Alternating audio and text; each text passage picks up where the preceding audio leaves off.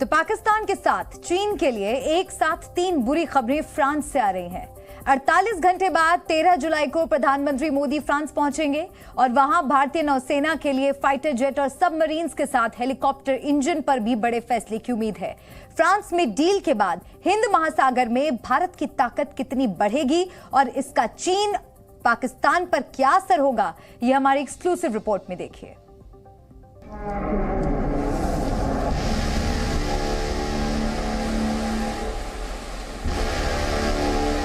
जुलाई में चीन और पाकिस्तान पर 3 गुना संकट बढ़ने वाला है।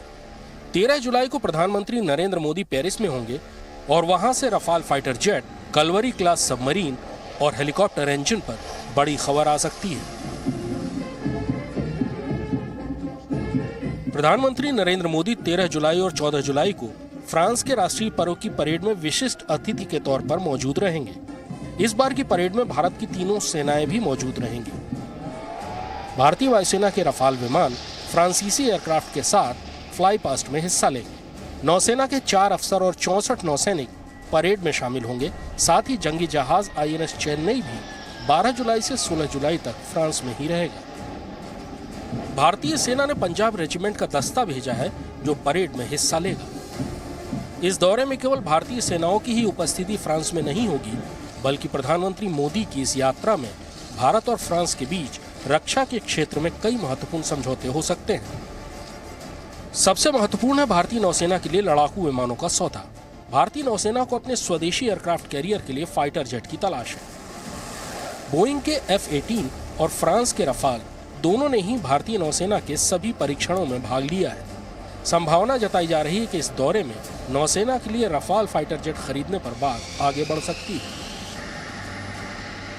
भारतीय नौसेना को फ्रांस से अच्छी खबर का इंतजार है। भारतीय नौसेना के पास 42 MiG-29K फाइटर जेट्स हैं, जिन्हें रूस से खरीदे गए एयरक्राफ्ट कैरियर INS विक्रमादित्य पर तैनात किया जाता है। पहले स्वदेशी एयरक्राफ्ट कैरियर INS विक्रांत पर फ्लाइंग ऑपरेशंस के ट्रायल हो चुके हैं और इस पर MiG-29K के अलावा स्वदेशी लाइट कॉम्बैट एयरक्राफ्ट की लैंडिंग और टेक ऑफ कराए जा चुके हैं। विक्रांत के लिए कुल 26 फाइटर जेट्स खरीदे जाने हैं। संभावना यह है कि प्रधानमंत्री मोदी की फ्रांस यात्रा के दौरान इस सौदे पर मोहर लग सकती है।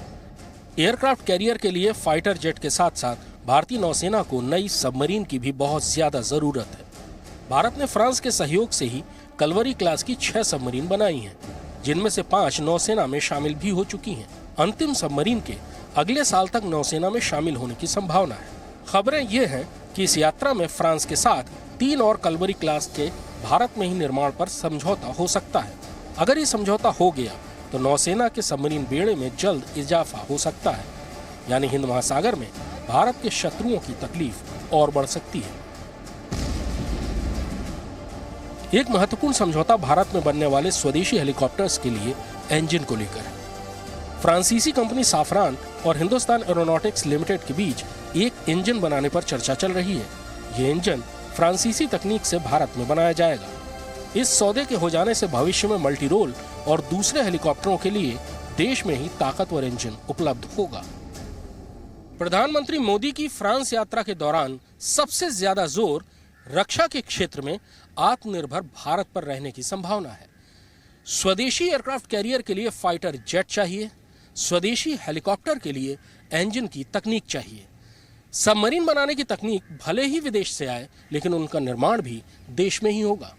इन समझौतों से तीनों ही सेनाओं को फायदा होगा, लेकिन सबसे ज्यादा भारतीय नौसेना की ताकत बढ़ेगी। कृष्ण मोहन मिश्रा, जी मीडिया, दिल्ली। जी न्यूज़।